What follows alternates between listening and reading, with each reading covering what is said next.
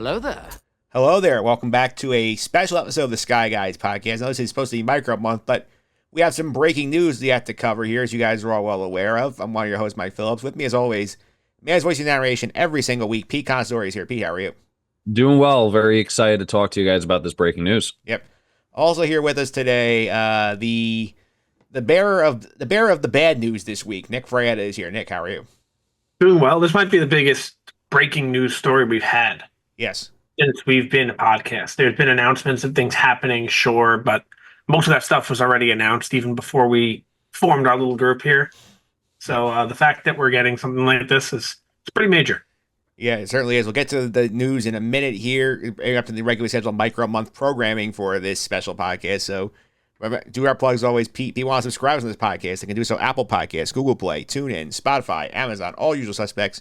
Simply search for the Sky Guys for your podcast platform. Find episodes there. And just on the suffering, friends, this news is so big, we decided to come into your feed this week, but you're getting a couple days later in the Sky Guys, folks. Make sure you subscribe. You want this stuff at the same time as everybody else. Yeah, we're taking over feeds. If you want this stuff, just subscribe. It's free. We don't charge anything. So it's no cost to you, but you get all of the benefits. Yeah. And Nick, people want to follow social media. How can I do that? Follow at Sky Guys Podcast on Instagram, Twitter, Threads, and TikTok. Yep, you can also check out the YouTube version, Mike Phillips on YouTube. We have all of our props and graphics up here. And in light of the news we're going to discuss today, we can just talk about the only character who's going to seem to matter for Star Wars in the next few years. We're going to go with our friend Lego Mando is here. Hello. Yeah. All right, and that's what we got in the YouTube version here. And Nick, the one news item we're talking about today, we're going to save the rest for when we come back in a couple of weeks to do our secret project we haven't announced yet. It's coming in a couple of weeks, but the big news could not wait. Big news can't wait. I do want to get an actual date on this when I say it. But anywho, as you all know, the Acolyte was, in their words, canceled, which I found odd as their wording. Instead of being like, oh, it's not being renewed for season 2, they just said it is canceled. Yeah. But anyway, this happened, I want to say 1 week ago to the day of recording on August 19th. I believe that's when the first report came out from Variety. Variety, I think, had it. Yeah, so on August 19th, they canceled it. No second season. I know we were up in the air about that. They may have announced it at D23, so there is not, and it is canceled, and that's it. Yeah. So the Acolyte's in canceled. The original reporting is that viewership was very low for the show. It debuted in the streaming top 10, fell out after episode 3. Popped back in for the finale. I think at number 10, it was the lowest rated finale of any Star Wars show on Disney Plus here. So viewership wise, not surprised it got canceled. Pete, your reaction to the end of the Acolyte? I mean, we talked about it a little bit off air. I'm not totally surprised that they didn't want to renew. Like Nick said, I think it was interesting that they've used the word canceled versus just it's up in the air, right? Like Book of Boba Fett, I don't think has been canceled yet, but we know a season 2 is probably not coming. So it's odd that this has been such a huge upfront answer by Disney. I disagree with the sense of it being canceled because we had so much more to explore. I feel like we were in a great timeline to explore, and I think that there was a lot of potential there. But if you're going to go by viewership numbers and you're going to go by purely the statistics, I can't say I don't understand. Nick, I think I agree on the business sense. You and I think on the same page. Like, if Disney looking at it just as a numbers game, this makes sense. It costs a lot of money to make. They not get a good return on investment. Negative PR all over the place. So I'm not surprised that this is the fate of the Acolyte right now. I'm not surprised at all. I don't think that, I mean, as we mentioned the numbers, we can talk about them forever. The numbers and the PR, it seemed like you had directors on Twitter going back and forth, or really the showrunner going back and forth with people trying to defend their product. And we talked about this on here before. Some of the things that she was arguing, she may have been correct on, but the fact that you need to go on Twitter and defend your show is not a good sign.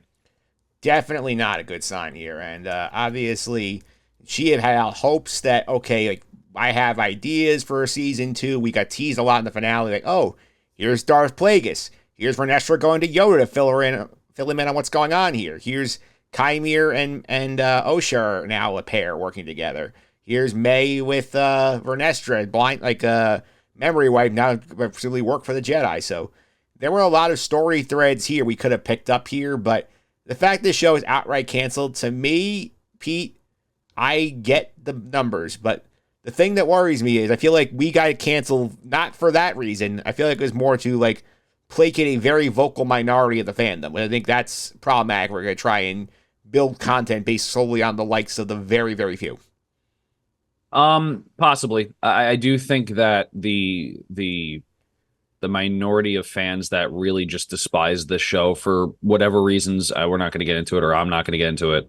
I think really heavily made those numbers go down. I mean, we've all sat through shows that were worse off. Yes. I mean, not even just Star Wars. We've all sat through shows that were worse off and got to the end, and then we judged it as a whole.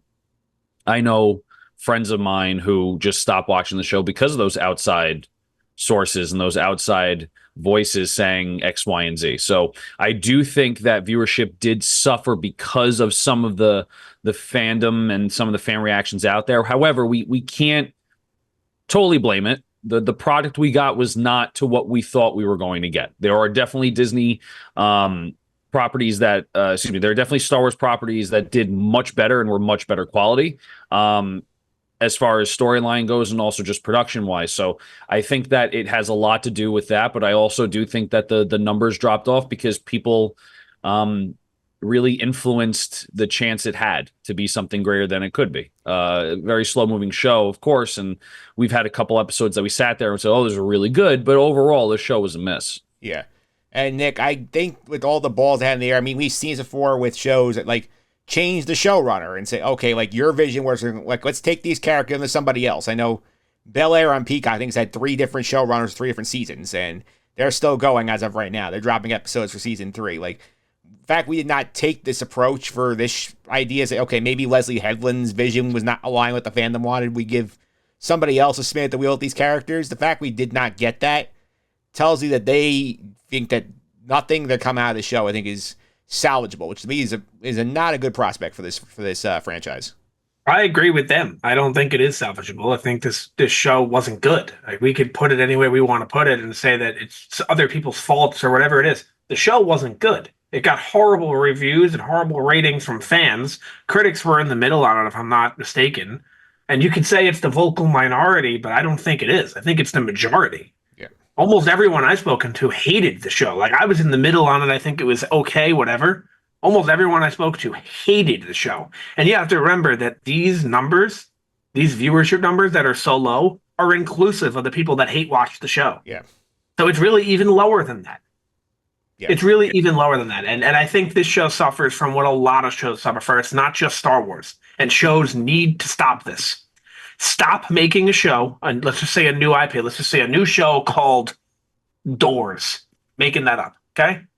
Yeah. Doors goes into their new show and just assumes this is going to be a 6-season show. Like they're signing on with HBO when it's Game of Thrones, where the source material's there. It's not how it works. Make a show, make a season. If it's good, you'll get another season. So this show, although there were some cool things at the end, like, oh, what did Vernesta say to Yoda? What's Plagueis doing? Tell us, because you might not get a chance to tell us in the future. Stop setting up for the future. Rebel Moon's a good example. You split it into 2 movies. Why? Yeah. Make it 1 movie. Maybe it would have been okay. Yeah, certainly fair point, Pete. And I know, like, another thing that strikes me, too, with Nick's point is sort of the idea, like, we heard during the season, the best part of the Acolyte, you would agree with me, is the Chimera reveal as the Stranger, correct? I think Chimera in general was the best part, not just the reveal, just the character. Yeah, there was a point in the show, remember we discussed this during the episode recap after episode 5, that Leslie Headland said this is initially a season 2 reveal, which means like the pacing of this show was way, way off. And like if something like that was not going to be in the season 1 plan, it's a very poor design. I agree. I mean, let's call it what it is too, right? I mean, I use Book of Boba Fett as a litmus test of a bad Star Wars show because it literally needed another Star Wars show to come and save it for the last 3 episodes. So the pacing of the Book of Boba Fett was worse. The direction was worse than this. That's why I don't consider The Acolyte the worst show Disney's produced. However, I do think something needs to be said about what Nick said. Give us the answers. Enough of this back and forth. And I understand that, you know, something needs to be left to mystery, and I think you need to hook people in and you want people to watch and keep watching, and there's something to be said about that. However, if you're just going to leave it all on the table to be like, well, if we get renewed for 6 seasons, by season 6, you'll understand everything. It's a harder sell. To me, I'll go, okay, we have a Star Wars podcast. We're invested in Star Wars content. We're going to watch it, right? This is something that we're passionate about. So it's not a problem for us. But for the average Star Wars fan, you need to grab them and you need to make them very excited about that season that came out now, not 2 or 3 seasons later, like Nick mentioned. Yeah, and another thing Nick mentioned here, I think is also an interesting note here with this situation with the Acolyte, is just, thinking about the possibility of this show, like with what we saw here, some of these characters. And Nick, I remember correctly, the original concept was this is just going to be like a Sith show. And like, I don't know where we took the hard left turn, where we got like a lot of like the twins and the Jedi situation. But like the show, I remember we were initially pitched and we did our project rankings years ago. This was very high on the list. It was like number 2 or 3. And what we got did not really come close to what we were expecting. We did not. And to just go back to the previous point before we move on, take this with a grain of salt, I guess. Like, we don't know if Disney said to Leslie Odom, like, oh, like not officially, but like you're gonna have 2 or 3 seasons, so tell your story that way. Like, we don't know what goes on behind closed doors. For all we know, she was told, not promised, but told, you're gonna have 2 seasons. So, split it up into 2, and then after 1, they're like, never mind. So you have to be fair to her. It's not like she just assumed. It's very possible that she was told that. But your point, that is very different. It was. But if you describe the premise of this show to somebody who had never seen it before, it still sounds awesome. Yeah. It's Plagueis' apprentice is trying to recruit somebody else to overtake him. Then the Jedi are aware of the presence but don't know what it is, and they're trying to solve the mystery of the dark side, the Sith. Sounds awesome. Yeah. Didn't land. Yeah. And we got some good acting in this show, too. I mean, Lee Jun-jae, his soul was very good. Obviously, Manny Jacinto's Chimera was some of the highlights of the show. Like, the acting from the twins was a bit of a miss, but I think, obviously, I mean, we got good stuff in here, but, like, just not enough of it, I feel like. We did, and we got really good action as well. I think we got some of the best action since the prequel era. Some people even say better than the prequel era. I don't agree with that point, but people have been saying it. I think it's up there with some of the best action we've gotten. Like you said, though, it just... First of all, I don't think there was ever a time in the show... Was it 8 episodes or 7? 8. 8 episodes. I don't think there was one time in the show where there was more than 1 episode in a row that was good. Yeah. And that's a huge problem. Yeah, I think 4 and 5 is probably the closest. And I remember coming on here and not liking 4, but you're right. 4 and 5 are probably the closest we got to that. Yeah. Yeah, and Pete, the other thing interesting with the timing of this is that, like, we've had, like, kind of, there was sort of like signs coming, like, oh, we might get more of this, because they announced at Celebration and Comic-Con, oh, here's some Acolyte tie-in novels. Like, here's a story about Jordan Jecki coming soon. And, like, we got Manny Jacinto doing a panel at D23, and he's invited to Star Wars Celebration next year. And then they just cancel it about a week after they announce all these things. Like, it's like very odd. I think that was a last-ditch effort to try to save it. I don't think Disney wanted to take something that they invested so much money into to just can it, right? I don't think any production company or any production studio wants to invest money in it and a flop, right? So I think that was a last-ditch effort to see if they can get some excitement around the Acolyte, maybe a season 2, maybe a spinoff, maybe, spin-off stories.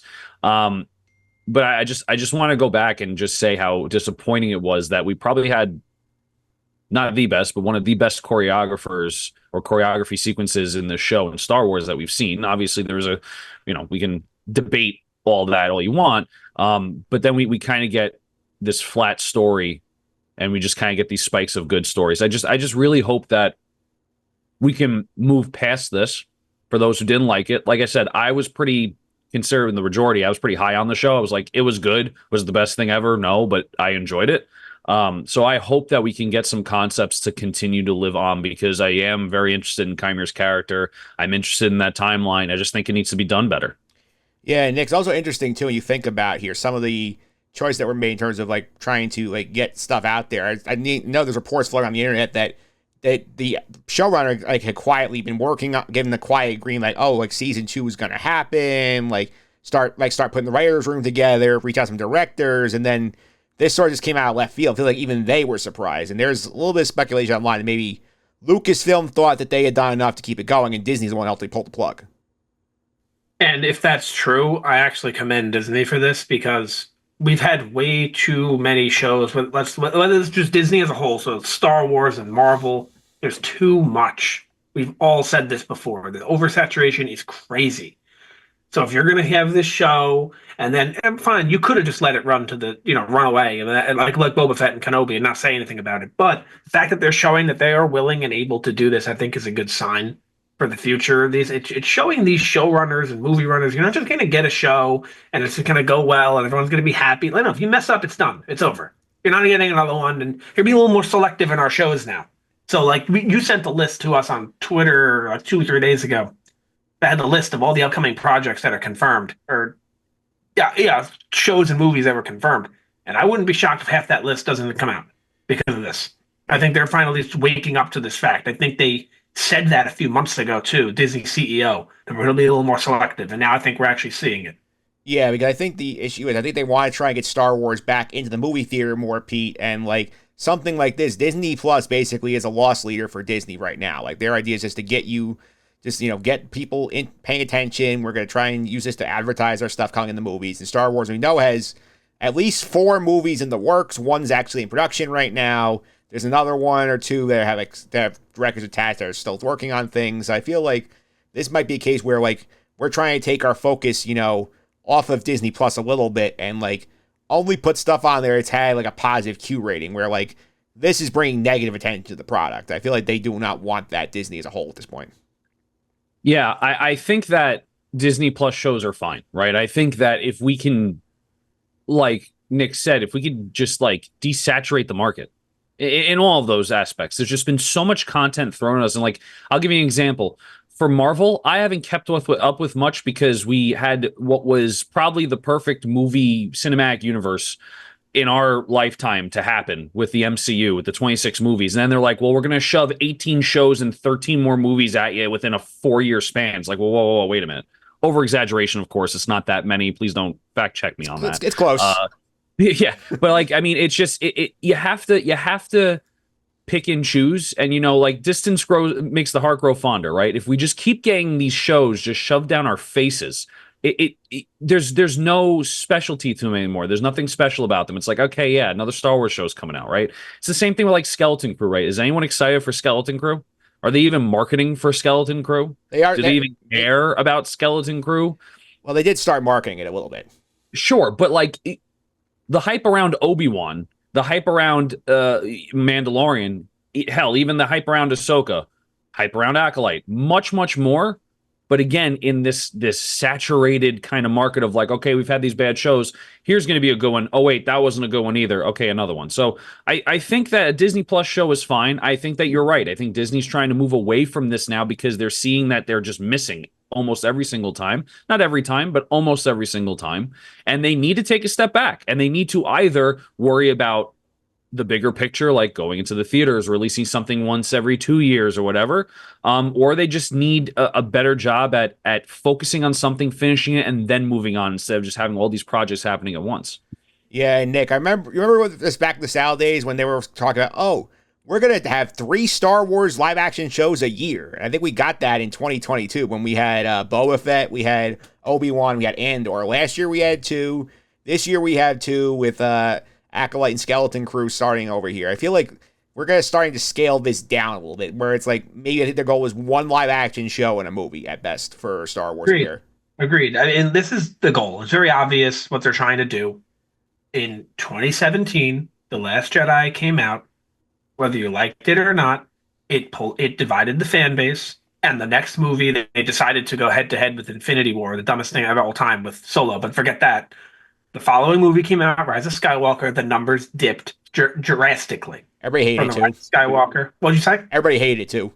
Yeah. Oh, yeah. Forget whether you liked anything or not. We're just going to keep this as a numbers conversation.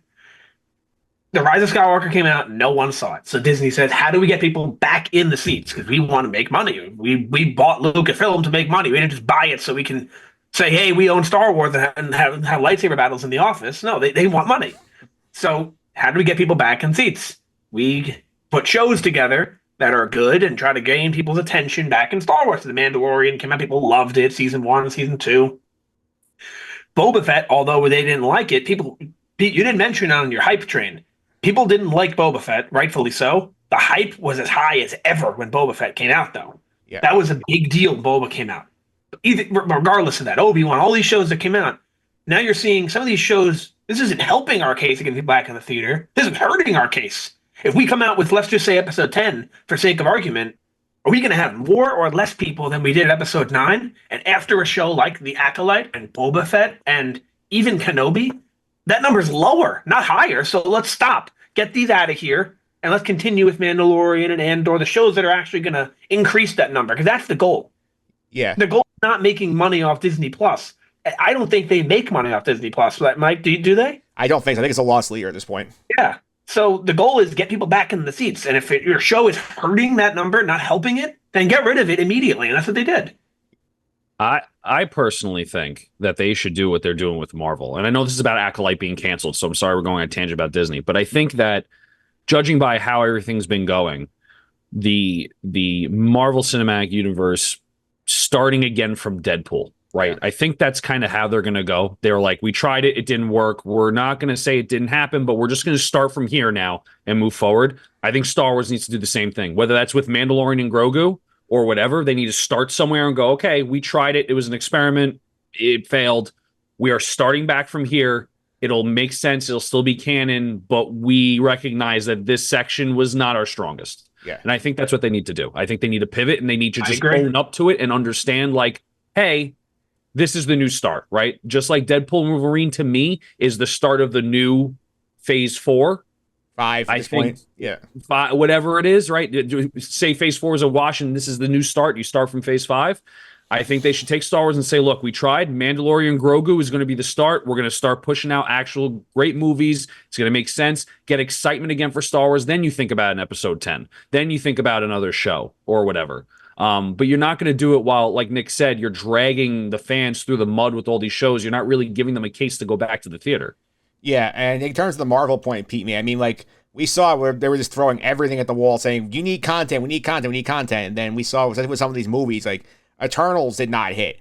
Ant-Man the Wasp didn't hit. Ant-Man 3 didn't hit, and Quantumania. Like, the Marvels was an all-time bomb for the MCU. And Thor 4 didn't hit. Thor 4 didn't hit. But they made money, though. But it was not as popular as, like, I'm talking about these 3 did not make much money in comparison to, like, what the hype was on them. And then we've heard that, like you said, they said, okay, like, just because we made a movie does not mean there has to be a second one for this one, or a third one in some case, or a fourth. So I think, like, they've realized that, and Disney's sort of looking at it the same way. Although, Nick, I will point out here, I know a lot of the Acolyte defenders, there's a protest, I think, like a petition going around online. They have about 40,000 signatures, which that's not a lot. That's nothing to get to. This is blowing my mind how stupid this is. First off, 40,000 is nothing. You need even 400,000 is a joke. Not enough at all. You need 7 figures at least to get their attention. Yeah, but what's blowing my mind is they're comparing it to the people who are signing the cancel the Acolyte. It's already canceled. No one cares about that. It's going online and signing in a petition to cancel a show that's already canceled. Yeah. And they're like, see, this is the vocal minority. No, it's not. It's everyone who's wants it canceled or wanted it canceled. Okay, it's done. It's canceled. I'm moving on with my life. I'm not going to check to see if there's a petition for me to sign to keep it canceled. Yeah. It's already canceled. Yeah. 40,000 is nothing burger for that. That's thing number one here. And I'll also point out, Pete, you want to say that? Chip in? The only thing I will say, and I've said this before, is that our lives are not going to change whether this show comes back or not. We still got to go work tomorrow. Yep. We're not making the money that Disney's making. They need to make a decision on what they think is best for their business because they're the ones that are affected. They're shareholders, they're whatever, right? So at the end of the day, as much as fans, we want something to be canceled or we want something, whatever, we're going to wake up tomorrow, go back to work, live our lives, be with our families. If the Acolyte's there or not, if Obi-Wan Kenobi, life goes on, right? So instead of going through all this, cancel, make sure it's canceled, this, that, we're taking this thing a little too seriously. It's a TV show. Yep. It's a TV show. And another thing is mentioning here, Nick, I think he's arguing online a lot now, too, with the Acolyte fans saying, but they renewed Andor, and Andor costs more money. I think there's a big difference that I think those fans don't realize. I think people will realize here is that Andor, yes, the viewership numbers were not like as good as like some of the other shows, but Andor has massively positive critical reception. Andor was, I think, you would say its word of mouth was definitely spreading by the end of the show. This show got nominated for Best Drama at the Emmys. That's positive press for Disney. That's why something like this will get another shot. Whereas Acolyte is just dragging the name of Star Wars through the mud in the eyes of Disney. So what Andor did that this show didn't do, that many people think this show did do, was try something new. Yes. So Andor tried something new, as in being a more grounded story. Yes. Story about Andor, Cassian Andor, and like kids. Who is he in the show? And basically a nobody, right? Everyday people in Star Wars. Yeah, that's a good way to put it. Everyday people. Now, what I'm hearing all the time, the last week, is how this isn't a good idea to cancel this show because you're sending a message to creators that it's not a good idea to try something new because the Acolyte tried something new. Now, please inform me, what is new in the Acolyte? We have Jedi versus Sith. We have Padawans. We have scenes in the Jedi Temple. We have a virgin birth that takes place because of the Force. Yoda's there. Darth Plagueis is there. Jedi are not as good as they were originally meant out to be, which we've been hearing in every single story since 1999. And Force Witches, who we've seen before in the Clone Wars and other types of shows. Just because there's not a Skywalker, are we going to say this is original? What was original about the show? I think the time period is supposed to be the differentiating point. I think that's the argument. The time period is new? Yeah. I don't think this cancellation of this show tells any creators that the time period you want to stay away from. I think it's telling you that you want to stay away from the type of writing they did, the mystery box, maybe we want to call it, of just, we'll tell you what this is, but maybe next season. I think that's what you're telling people we don't want anymore by canceling this show. Yeah, and P, I think what do you about the Andor comparison here? Because I feel like Andor, I know when they went to D23, they made a huge deal about Andor season 2. Disney's very excited about that. Whereas, like, I think it was much better produced, and this is something that like Acolyte did not deliver for us. I think the comparison is a moot point. And the reason why I say that is because Cassian Andor comes from a spin-off film that was highly successful in Star Wars canon. Highly. Right?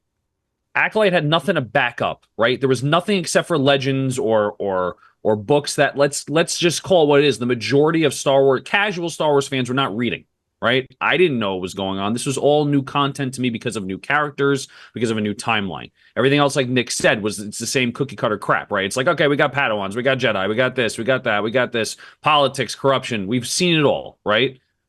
But to compare any Disney Plus show to Andor is, I would say, comparing Obi-Wan to Andor is a better comparison, right? Because we have an established character that you know and love from a timeline that did well, right? Say we want about the prequels, I think it did well, right? Definitely did better than the sequels, definitely doing better than the shows.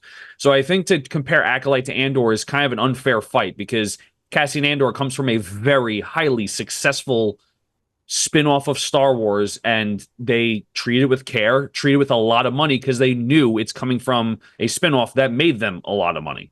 Yeah. I think the other thing to keep in mind here with Acolyte's situation here is I do think that, like, yes, they had a high budget, but, like, Nick has said this many times when we watch the show, like, they could not figure out where the money was going. And that's the kind of problematic where you can see, like, there's, like, bad CGI shots in it. There's, like, questionable, like, writing here. Like, the episode count is 4 less than Andor. Like, makes you wonder sometimes, like, this is just, you know, like, the production as a whole was, I think, kind of doomed. Like, this show cost $671,000 a minute. Yeah. For reference, Mando season 2 cost $428,000 a minute. So basically 150% of what Mando season 2 had cost. Yeah. Where was the money going? I don't know. My assumption is location shoots. I know they did not use the volume on Acolyte. Yes, but doesn't that show you that some of these things are just not relevant? Like, whether it's a location shoot versus the green screen, and you're going to spend the money on that, maybe spend the money on hiring 3 times the writers. Yeah. Spend the money on getting special consultants like Favreau. I think Favreau and Filoni should be involved in all the shows. Not because I'm such huge fans of them. I don't have any problems with them, but I'm not the biggest fans. But everything, even if it's not their time period, just keep something on the same page. Be the Kevin Feige of the universe. Have someone in that seat, which I guess is Kathleen Kennedy, but she's not really made. I don't know if she's really in a creative. Well, allegedly, Filoni's in that seat now. I don't think he was in it when the show was being made. So, yes. So spend the money on getting that guy there. Spend the money on that kind of stuff, not the location shoots. It doesn't seem like that hits. Well, how many location shoots did Revenge of the Sith have? 1? Yeah. I mean, I think this is the perfect opportunity then to just start over, right? Filoni's in the seat. Let's just start over. Yeah. understand it, right? I think that's what they're doing, right? They understood what happened. They're like, we're just going to call it a wash. We're canceling it. We're not making a season 2. We heard you. We saw it wasn't our best work. We're canceling it. Fine. Dave Filoni's in the seat now. Let's start producing stuff that makes sense and that's good. Bring the fandom back into the Star Wars universe, right? I think a lot of the times that we talk about this, fans are just complaining and they're getting taken out of the universe and they're just like, what kind of, crap are they just going to show us now? And it's more so, oh, Acolyte started. Let's see what this is. And that's why you start off high and then it drops off. I don't know. I'm not, an expert on it. But I think this is the perfect opportunity to do what Marvel did and say, we're going to just stop, make a great film or make a great show, and just build off that again. Just like they did with Mandalorian. Mandalorian was brand new. Didn't have a high budget at first. They started off. It was great. They built off of it. You need to keep doing the same thing. You can't just keep doing 80 projects and expecting all of them to hit. You're going to have majority of them miss because you can't give it the love and care it needs to become the next Mandalorian show or to become whatever. I mean, we even saw Mandalorian 3. Did that show get any love or care that it should have? No, you saw it drop off on season 3 when they had too much stuff going on. So I think that's a great testament to what's been going on in Disney when it comes to their Disney Plus shows for Star Wars. Yeah, and Nick, I think we see this a little bit with Skeleton Crew too, because we've heard the rumors online out that they're going to build Skeleton Crew as a limited series. He's saying like, it's done. We're pushing it out because we already have it in the can. We're going to try and get some return on money, but like, don't expect a season 2 on this. Like, this happened, the character might show up again, but this is not going to be the next big running storyline here. And that's good. That's like what Pete said. It's a start in the direction that Pete wants them to go in, which I also want them to go in. And I'm more or less excited for Skeleton Crew in that I feel like it doesn't have high expectations as to being this top show. So I'm okay with just having a fun show that's 8 weeks long, or I think it's 8 weeks, right? 7 weeks. 8 episodes, 7 weeks. Like, I'm okay with that. And Favreau and Filoni are executive producers on that show. You have some of the returning directors from the Mandoverse. From the Mandoverse showing up there. So I'm okay with that, and I'm excited about that. And I completely agree with Pete. I think this is the perfect reset button without having to reset. It's like what Marvel did. They're moving forward, and they're going to take some things from Eternals and Shang-Chi and whatever movies there were, but they're not going to. Like, Kang is not there anymore, for example, but they're still moving forward a little bit with that storyline. Whereas in this, maybe they'll take a thing or two from the Acolyte, move it forward. Like, hopefully the Chimera would be the thing you'd want. Oh, Chimera! I meant like the production, like choreography, but yeah, also Chimera story wise, and not and start over, but keep some things. Yeah, I think that's an interesting point here too to think about. Another thing, real quick to consider here is I do think like in terms of the prize we have coming up here, like. Just off the top of our head, we're definitely going to do a deeper dive into this next year after we get through Skeleton Crew. We start to revisit where the product rankings were and like what's coming up here. We know Ahsoka Season 2 is in development and it's coming down the pipeline. Mando and Grogu's in production. We also have here the Rey movie, which is going to be probably the next thing to get into production here. You have Filoni's Mandoverse movie, which you assume was going to be happen in some form here. The thing I'm curious about here is that we have this mysterious James Mangold movie about the birth of the Force here.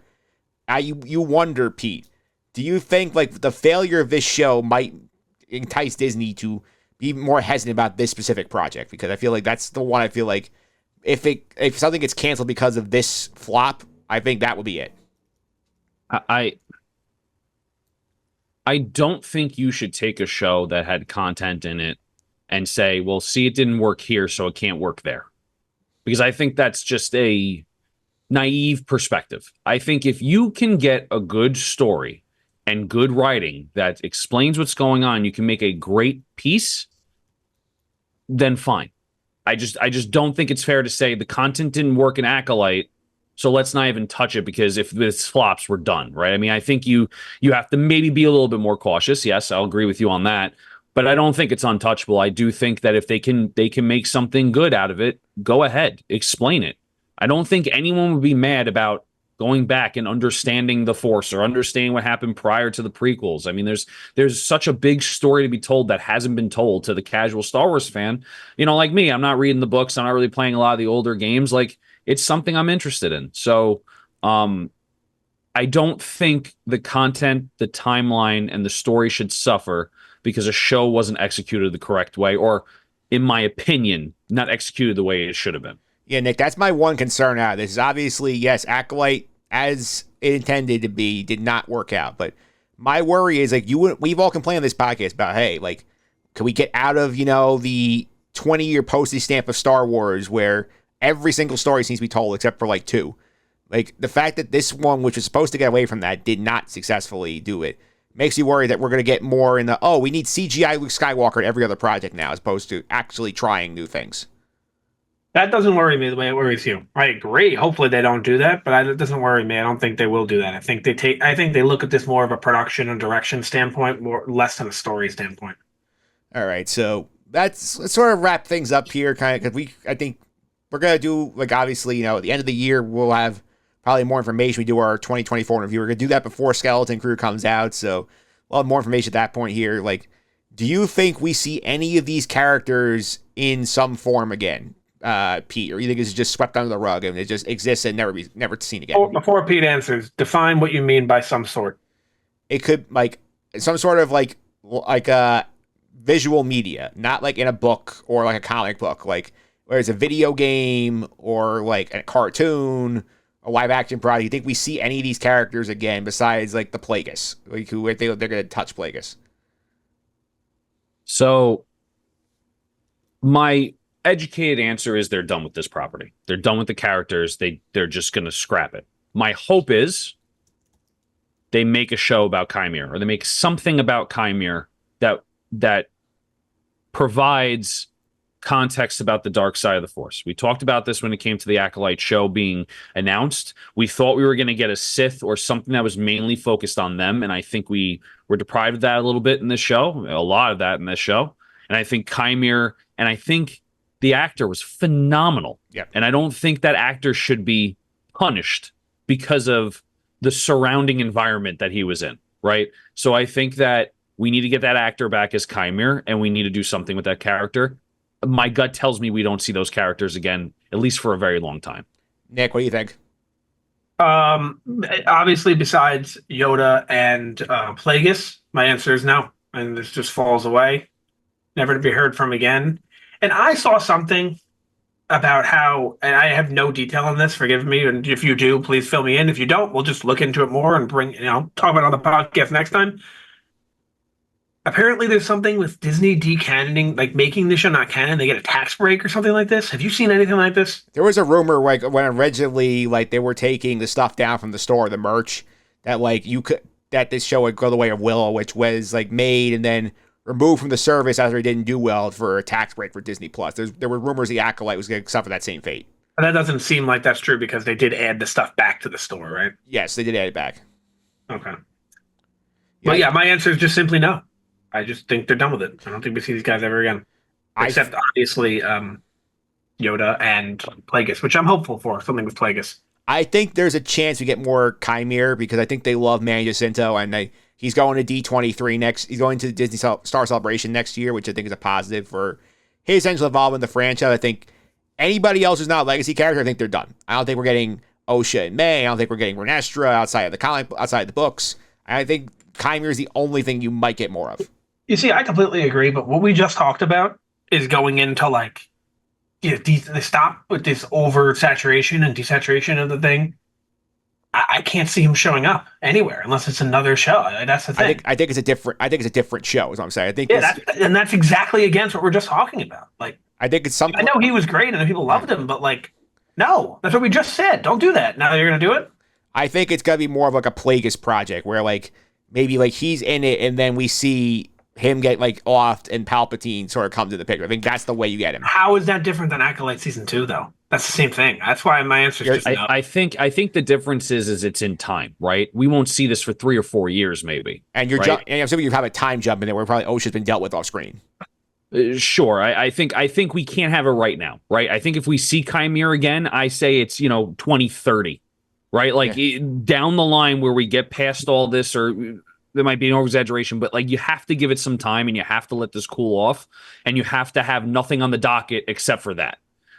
So I think that's the only way it works, because I agree with you. If they just try to do something for 2 years from now and shove it down our throats again, we're in the same position because now they're just pushing content and you don't know if it's going to be good or not. I think it's just Acolyte Season 2, but you call it.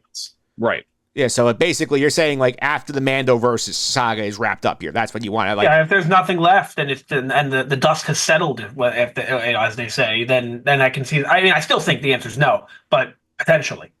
All right, I think that's a good place to leave it here because I want to spend a full hour on that. I think we got covered enough ground on just the reaction here. But we'll be back later this week, guys, because Pete will not be with us because Pete had to miss that record we did here. We're going to wrap up Micro Month in a few days with Max Roberts. We're going to cover Forces of Destiny Season 2. So, Nick, that was a fun spot. I don't remember it at all. Yeah. I don't remember it at all. I just remember that it was not made for me. Let's just put it that way. All right. With that, I want to end the show. We want to thank you guys here. So, Pete, if you want to follow you on social media, I'm going to do that.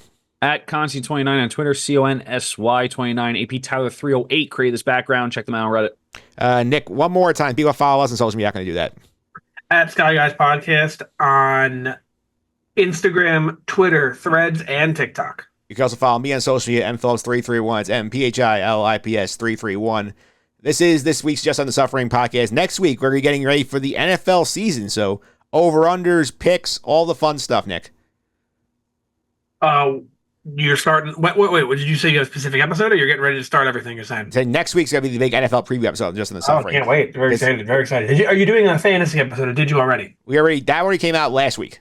All right, I gotta listen to that one then. Yeah, because we are this week's episode Just on the Suffering. So we're gonna be out on Thursday. Okay. Gotcha. So that's what's coming up there. We'll be back later this week with Micro Month, wrapping it up with Max Roberts, Force of Destiny Season 2. Until then, may the Force be with you.